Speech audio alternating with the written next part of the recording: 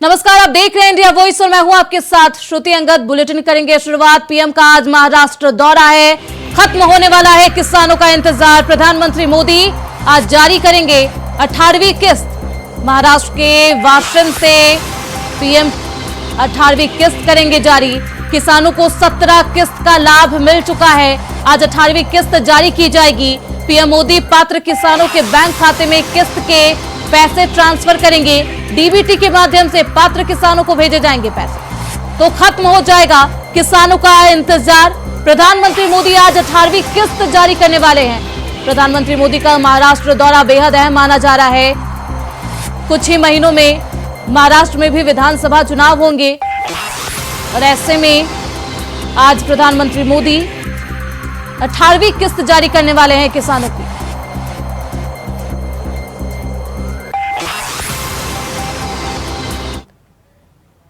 वहीं लखनऊ से बड़ी खबर सामने आ रही है। 32,624 राज्य कर्मियों का वेतन रोका गया है। संपत्ति का ब्यौरा न देने पर सितंबर माह का वेतन रोका है। चल अचल संपत्ति का खुलासा न करने पर यह कार्रवाई की गई है। 30 सितंबर तक सभी को संपत्ति का ब्यौरा देना था। मानव संपदा पोर्टल पर संपत्ति की जानकारी देनी थी। तो 32,624 राज्य कर्मियों का वेतन रोका गया है। तो संपत्ति का ब्यौरा देना था जो कि अभी तक कर्मचारियों के द्वारा नहीं दिया गया है, जिसकी वजह से इनका वेतन रोका गया है योगी सरकार के फैसले पर।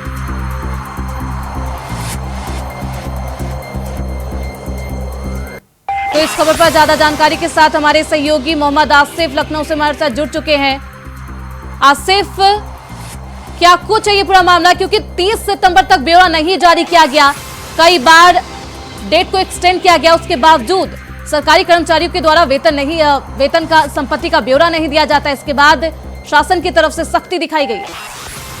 देखिए श्रुति, योगी सरकार ने राज्य कर्मचारियों और पुलिस कर्मियों या फिर जितने सरकारी कर्मचारी हैं सभी को अपनी चल अचल संपत्ति का ब्यौरा देने के लिए कहा था। यह ब्यौरा जो है मानव संपदा पोर्टल पर जो है अपलोड करना था और इसके लिए 30 सितंबर का समय दिया गया था। लेकिन इसके बावजूद करीब 3,000 से ज्यादा जो है राज्य कर्मचारियों ने अपने चल अचल संपत्ति का ब्यौरा नहीं अपलोड किया है, जिस पर अब योगी सरकार पूरी तरह से एक्शन मोड में आ गई है और अपनी चल अचल संपत्ति का ब्यौरा नहीं देने पर सभी कर्मचारियों का वेतन रोक भी दिया है।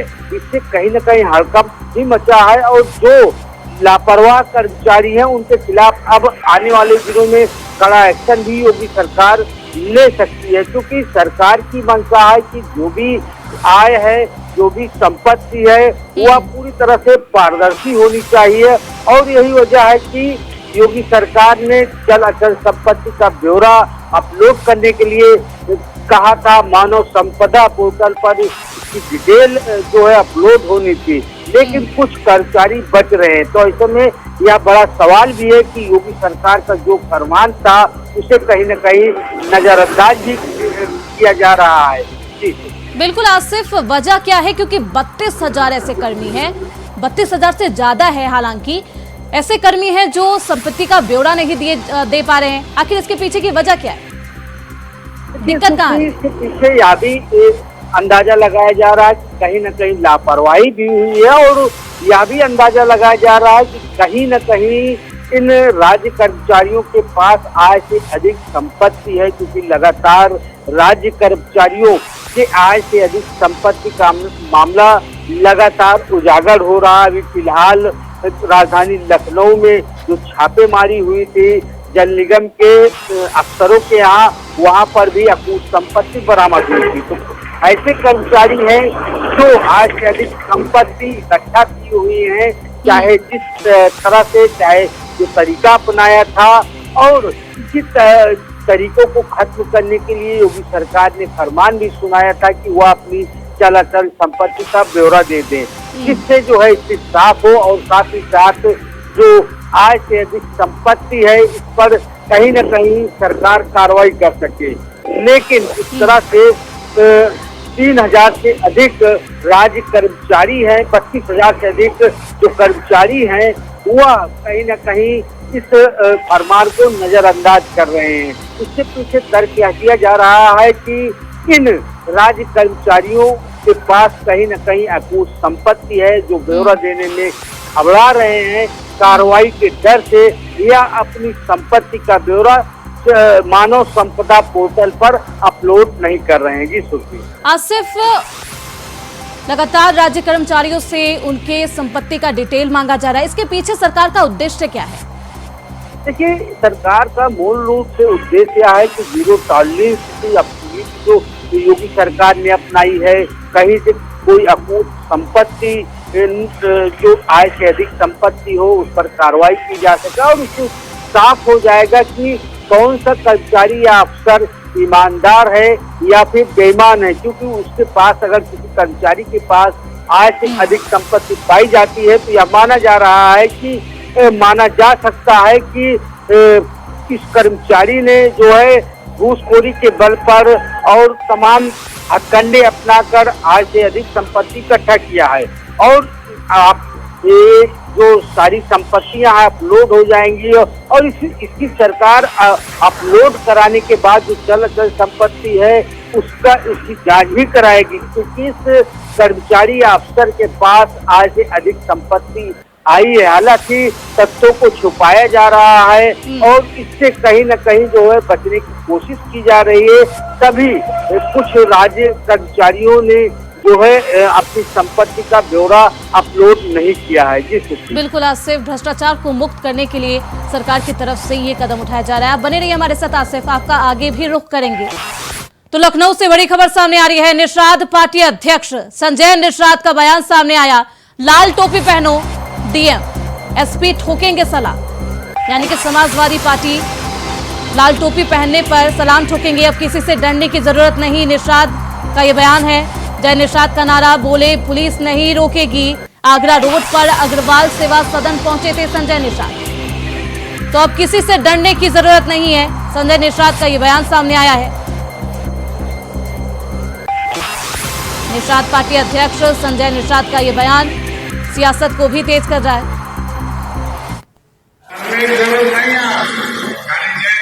का नारा लिखो, कोई पुलिस वाला तो मेरे नहीं बोल पाएगा, आगे से जाके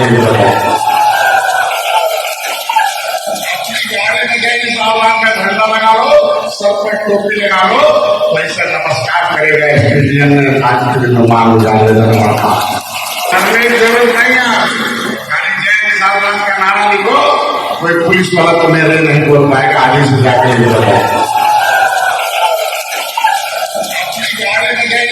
का झंडा लगा लो, सब पर टोपी लगा लो, वैसे नमस्कार करेगा। तो हमारे साथ हमारे सहयोगी मोहम्मद आसिफ लगातार बने हुए हैं। आसिफ, निषाद पार्टी अध्यक्ष संजय निषाद को आप सुन रहे थे, उनका क्या कुछ बयान सामने आया है? देखिए सुनते, यूपी की सियासत में कई ऐसे नेता है, मंत्री हैं, जिनका बड़बोलापन कहीं न कहीं उनके लिए ही घातक साबित हो सकता है। अगर बयानों की बात करें तो कैबिनेट मंत्री संजय निषाद का यह बयान कहीं न कहीं बड़बोला माना जा रहा है। इससे पहले भी ओम प्रकाश राजभर हैं, जो योगी सरकार के मंत्री हैं, उन्होंने बड़बोला बयान दिया था कि पीला गमछा पहनकर जाओगे तो उस पूरे गमछे में आपको ओम प्रकाश राजभर का चेहरा दरोगा को दिखेगा। और इसके बाद तमाम रिएक्शन आए बड़बोलापन को लेकर। कहीं न कहीं जो है ओम प्रकाश राजभर को चुनाव हारना पड़ा, लोगों ने इसकी खिल्ली उड़ाई और सोशल मीडिया पर काफी ट्रोल भी ओम प्रकाश राजभर हुए थे। और उनके बाद जिस तरह से कैबिनेट मंत्री संजय निषाद का यह बड़बोला बयान आया है कि लाल टोपी पहनकर जाओगे तो डीएमएसपी सलाम करेंगे, उनका कहने का साफ इशारा है कि जो पार्टी की टोपी है निषाद पार्टी की, उसे कार्यकर्ता पहनकर जाएंगे तो डीएमएसपी अरदब में आ जाएंगे। तो कहीं न कहीं यह बयान बड़बोला बयान है, और ऐसे समय में जब यूपी में उपचुनाव होने हैं। हालांकि इसके पहले संजय निषाद अपने बेटे को जो है चुनाव लड़ा चुके हैं, लोकसभा में हार का सामना करना पड़ा था, उनका भी कई बड़बोला बयान आया था और चुनाव प्रचार के दौरान संजय निषाद की नाक भी टूट गई थी। बयानों को लेकर बवाल मचा था। अब जिस तरह से कैबिनेट मंत्री संजय निषाद का यह बयान कहीं न कहीं सोशल मीडिया पर भी वायरल हो रहा है और लोगों में चर्चा का विषय बनी हुई है, क्योंकि लोगों का कहना है कि ऐसे मंत्री कहीं न कहीं बीजेपी सरकार का नुकसान कर रहे हैं, वह बीजेपी में शामिल है और ऐसा बड़बोला बयान जब देते हैं तो कहीं न कहीं इसका रिएक्शन शुरू हो जाता है। आम जनता की नाराजगी भी देखने को मिलती है। हालांकि अब देखने वाली बात ये होगी कि UP CM Yogi Adityanath cabinet मंत्री संजय निषाद के इस बड़बोले बयान पर रोक लगाते हैं या फिर चुप्पी साधे रहते हैं, यह समय बताएगा। जी बिल्कुल आसिफ, ओपी राजभर का बयान हमने सुना, वो पीला गमछा वाला, उसके बाद जिस तरीके से लोकसभा चुनाव में उन्हें शिकस्त मिलती है, अब फिर से एक बार संजय निषाद का बयान सामने आता है जो कि बीजेपी के लिए मुश्किलें खड़ी करता हुआ नजर आएगा। इसका असर आने वाले उपचुनाव पर क्या कुछ होगा, क्योंकि जिस तरीके से बड़बोलेपन में कह सकते हैं जो बयान दिया जाता है, कहीं ना कहीं इसका असर जनता के बीच भी जाता है। आसिफ, तो संजय निषाद का यह बयान सामने आया। बहुत शुक्रिया आसिफ आपका इन तमाम जानकारियों के लिए। तो निषाद पार्टी के अध्यक्ष है संजय निषाद। रुकेंगे छोटे से ब्रेक के लिए, फौरन लौटेंगे। तो ब्रेक के बाद एक बार फिर से आप सभी का स्वागत है। खबरों बढ़ते आगे, लखनऊ से बड़ी खबर सामने आ रही है। हत्याकांड में शिक्षक के परिवार से मिलेंगे सांसद राहुल गांधी। परिवार से राहुल गांधी ने फोन पर की है बातचीत। राहुल गांधी ने हर संभव मदद का दिया है आश्वासन। गांव आकर शिक्षक के पिता से करेंगे मुलाकात, जल्द जारी होगी सांसद राहुल गांधी का ये कार्यक्रम। परिवार से राहुल गांधी ने फोन पर बातचीत भी की थी। अब आकर गांव जाकर शिक्षक के पिता से मुलाकात करते हुए राहुल गांधी नजर आएंगे। हर संभव मदद का आश्वासन भी कांग्रेस की तरफ से, कांग्रेस के सांसद राहुल गांधी की तरफ से दिया गया है। तो गांव आकर शिक्षक के पिता से मुलाकात करेंगे, तो जल्द जारी होगी सांसद राहुल गांधी का ये कार्यक्रम कि कब वो पिता से मुलाकात करने, शिक्षक के पिता से मुलाकात करने पहुंचेंगे उनके गांव। तो हत्याकांड में शिक्षक के परिवार से सांसद राहुल गांधी की ये मुलाकात होगी। लगातार कांग्रेस की तरफ से पीड़ित परिवार को आश्वासन दिया जा रहा है, हर संभव मदद का आश्वासन दिया जा रहा है। राहुल गांधी ने इससे पहले फोन पर बातचीत भी की थी। तो अमेठी के सांसद पिता से मिलने भी पहुंचे थे और हर संभव मदद देने की लगातार आश्वासन दिया जा रहा है कांग्रेस पार्टी की तरफ से।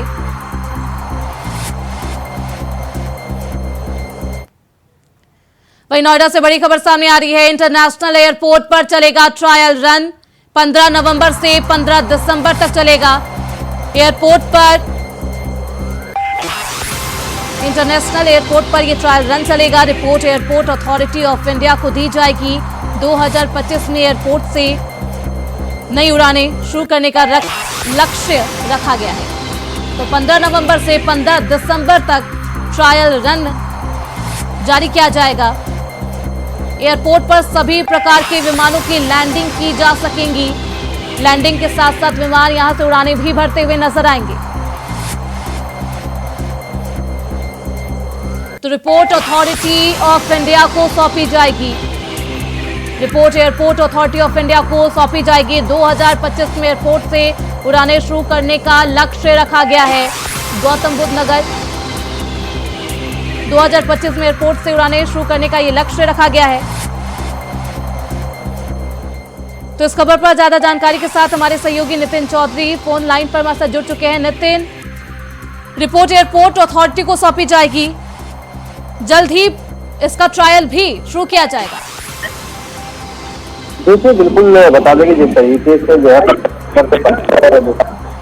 एयरपोर्ट की जो निरीक्षण था वो पूरा करने के लिए जो है इससे कुछ विमानों को लगातार चलने की काफी जोरों से तैयारियां इसकी चल रही थी, लेकिन लगातार सिंह को पकड़ते जब आते हैं वो सबसे पहले इसका निरीक्षण करते हैं जी और एयरपोर्ट का जॉब रिपोर्ट है सौंपी जाएगी लगातार। तो इसमें देखा जा रहा है कि 2025 में एयरपोर्ट लगातार में जो है तमाम अधिकारियों की नजर बनी हुई है। खुद मुख्यमंत्री इसकी जो है मॉनिटरिंग लगातार और मॉनिटरिंग करते हुए, साथ ही इस चीज पे लगातार तमाम अधिकारियों की इससे नजर बनी हुई है। और साथ ये भी कहा जाता है कि इससे जो तमाम अधिकारी हैं, खुद मुख्यमंत्री इसकी मॉनिटरिंग कर रहे हैं, लगातार आते हैं, वो लगातार पूछताछ करते हैं कि एयरपोर्ट का काम कितनी देर कहाँ तक पहुंचा है। क्योंकि 15 नवंबर से इसकी जो ट्रायल है वो शुरू की जाएगी और 15 दिसंबर तक, क्योंकि लगातार एक महीने की जो इसमें जो रिपोर्ट है वो सौंपेंगे एयरपोर्ट इंडिया को लगातार। और साथ ही भी देखा जाता है कि सबसे बड़ा एयरपोर्ट जो है जेवर के अंदर बनने जा रहा है और बड़ी सौगात मुख्यमंत्री योगी आदित्यनाथ यहाँ उत्तर प्रदेश के गौतम नगर को देने जा रहे हैं। बिल्कुल नितिन, एक अच्छी सौगात, खुशखबरी है लोगों के लिए जो कि जेवर एयरपोर्ट के तौर पर लोगों को मिलेगी। इंटरनेशनल एयरपोर्ट पर ट्रायल रन की शुरुआत की जाएगी। क्या कुछ सुविधा रहने वाली है इस एयरपोर्ट पर? देखिए, बिल्कुल बताने की सुविधा को लेकर जो आसपास के इलाके हैं उनको जो है रोजगार देने की बात यहाँ पर की गई थी, जो यहाँ पर रोजगार देने पर चल रहा था। और साथ ही इसको जो एयरपोर्ट की सुविधा की बात की है, तमाम ऐसी एयरपोर्ट जैसे दिल्ली पालम में जो एयरपोर्ट बना हुआ है तो एयरपोर्ट की तरीके से इसे लगाया गया। और साथ ही कहा जा रहा है कि साथ साथ जिस तरीके से एक बड़ा इंटरनेशनल एयरपोर्ट गौतम नगर के अंदर बन रहा है, लगातार इस पर खुद तमाम अधिकारी और तमाम प्रशासन के जो लोग हैं वो खुद इसकी मॉनिटरिंग लगातार कर रहे हैं। और ये भी इसमें देखा जाता है कि साथ साथ तमाम अधिकारियों और साथ ये भी कहा जा रहा है कि जिस तरीके से सुविधा देने की यहाँ बात करिए, जो आसपास के जो गाँव के लोग हैं उनको कहीं ना कहीं जो लोकल लोग रह रहे थे उनको खाली कराया गया था, उनको जो जगह गई थी उस जगह में जो उनको मुआवजा दिया गया था अथॉरिटी की तरफ से। और साथ उनको जो है रोजगार देने की बात यहाँ पर कही जा रही है। तो मुख्यमंत्री आए थे और निरीक्षण करा था, वहाँ के गाँव के लोगों से जो है संवाद भी किया था उन्होंने और साथ उनसे बातचीत भी की थी और कहा था कि इस तरीके की जिस तरीके से एयरपोर्ट यहाँ बन रहा है गौतम नगर को इतनी बड़ी सौगात खुद दे रहे हैं उत्तर प्रदेश के मुख्यमंत्री और तोहफा के रूप में इसे दिया जा रहा है। क्योंकि तमाम अधिकारी और तमाम जो विधायक हैं उनको ये बड़ी सौगात यहाँ बिल्कुल नितिन चौधरी, ये बड़ी सौगात है लोगों के लिए और रोजगार भी इससे मुहैया कराई जाएगी। बहुत शुक्रिया नितिन आपका इन तमाम जानकारी। वही खबर अमेठी से है, जहां अमेठी में चौराहे हत्याकांड के आरोपी चंदन वर्मा और पुलिस के बीच मुठभेड़ हो गई है। वहीं मुठभेड़ के दौरान आरोपी चंदन वर्मा के पैर में गोली लग गई। बता दें कि मुठभेड़ उस समय हुई जब आर्म्स रिकवरी के लिए पुलिस चंदन वर्मा को लेकर गई थी। उसी दौरान आरोपी ने पुलिस की पिस्टल छीनकर पुलिस पर फायरिंग कर जानलेवा हमला कर दिया, जिसके बाद पुलिस ने अपने बचाव में जवाबी फायरिंग की, जिसमें चंदन वर्मा के पैर में एक गोली लग गई है।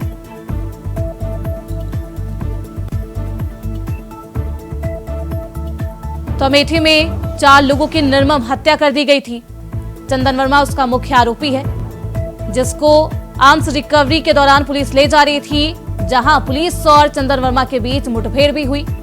हालांकि पुलिस ने जवाबी कार्रवाई करते हुए फायरिंग की, जिसमें चंदन वर्मा के पैर पर गोली लग गई है। तो पुलिस ने आरोपी को अस्पताल में भर्ती कराया है। आपको बता दें, निर्मम तरीके से अमेठी में 4 लोगों की हत्या कर दी गई।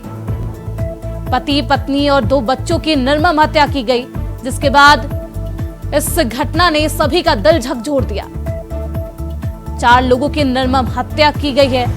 चंदन वर्मा उसका मुख्य आरोपी है। तो पुलिस ने आरोपी को अस्पताल में भर्ती करा दिया है।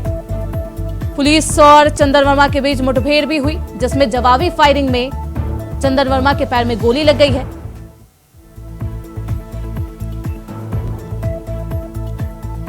तो अमेठी में 4 लोगों की निर्मम हत्या कर दी गई थी। शाम के समय 7 बजे के करीब घर में घुसकर गोलियों से परिवार वालों को भून दिया गया। तो इस गोलीकांड के बाद लगातार सियासत भी तेज है, वही कानून व्यवस्था पर भी सवाल उठने लगे हैं। वहीं अब चंदन वर्मा की गिरफ्तारी हो गई है।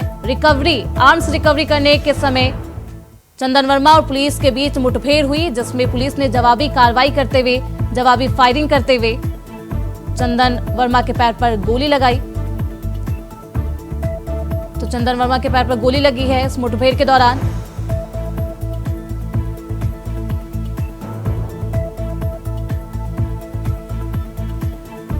तो आपको बता दें कि पुलिस के जवाबी फायरिंग में ये गोली लगी है। तो इस खबर पर ज्यादा जानकारी के साथ हमारे सहयोगी राजू तिवारी जुड़ चुके हैं। राजू, मुठभेड़ हुई है पुलिस और चंदन वर्मा के बीच। क्या कुछ अहम अपडेट? जी देखिए, मैं आपको बता दूं कि पूरा मामला अमेठी जिला का है, सुल्तानगंज थाना क्षेत्र का है, जहां पर शिक्षक के 4 परिवारजनों को गोली मारकर चंदन वर्मा के द्वारा हत्या कर दी गई थी।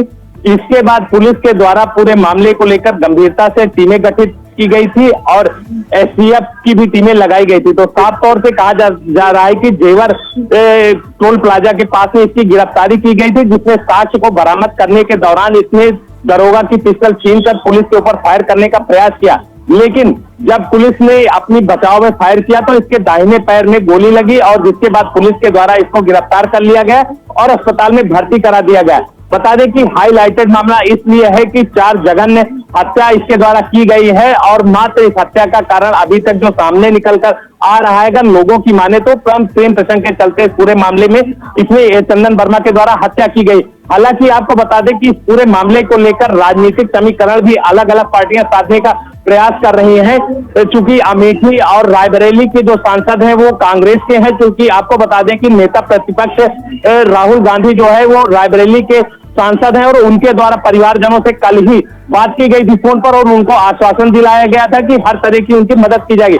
तो आपको बता दें कि इस पूरे मामले को राजनीतिक मोड़ दिया जा रहा है, जिसके चलते पुलिस एक्टिव मोड में आकर जो आरोपी चंदन वर्मा से उसकी गिरफ्तारी की और मुठभेड़ के दौरान उसको गिरफ्तार किया गया। उसका इलाज अस्पताल में इस पूरे मामले पर अब राजनीतिक रंग भी चढ़ने लगा है। बहुत शुक्रिया राजू आपका इन तमाम जानकारियों के लिए।